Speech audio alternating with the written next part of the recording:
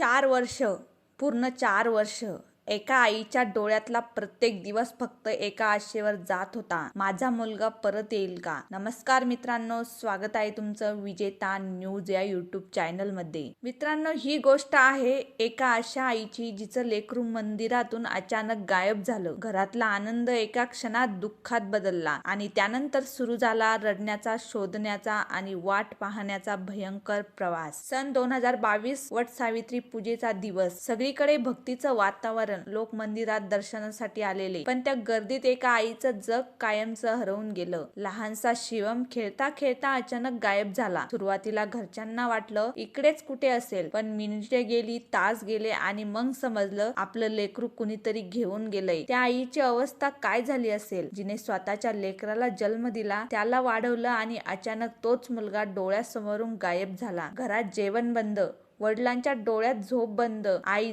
दररोज मंदिरात जाऊन फक्त एकच प्रार्थना करत होती, देव मला माझं मूल परत दे. 4 वर्ष त्या घरात प्रत्येक सण अपूर्ण होता, प्रत्येक वाढदिवस रडत साजरा होत होता. आई रोज दाराकडे पाहायची, कधीतरी माझा शिवम धावत येईल म्हणून. आणि मग एक दिवस अचानक पोलिसांना माहिती मिळते, एक चाइल्ड गँग कडून काही मुलं सापडली आहेत. पोलीस तपास करतात, फोटो दाखवले जातात आणि तिथे समोर येते एक नाव, शिवम. आई वडिलांना फोन जातो, तुमचा मुलगा सापडला. हे ऐकताच त्या आईच्या डोळ्यातून अश्रूचा पूर वाहू लागला, कारण ज्या लेकरासाठी ती 4 वर्ष रडली, तो आज पुन्हा तिच्या समोर येणारा होता. आणि मग तो क्षण आला. लहानसा शिवम आई समोर उभा राहिला. आईने त्याला पाहताच घट्ट मिठी मारली, जणू 4 वर्षाचं दुःख त्या एका मिठीत बाहेर पडत होतं. आई रडत होती, मुलगाही शांतपणे आईकडे पाहत होता. कदाचित त्यालाही समजत होतं, हीच माझी खरी आई आहे. तो व्हिडिओ पाहून आज लाखो लोक भावुक झाले, कारण आईचं प्रेम काय असतं हे शब्दात नाही सांगता येत. मित्रांनो, जगात कितीही संकट आली, पण आईचं हृदय कधीच हार मानत नाही. ती शेवटच्या श्वासापर्यंत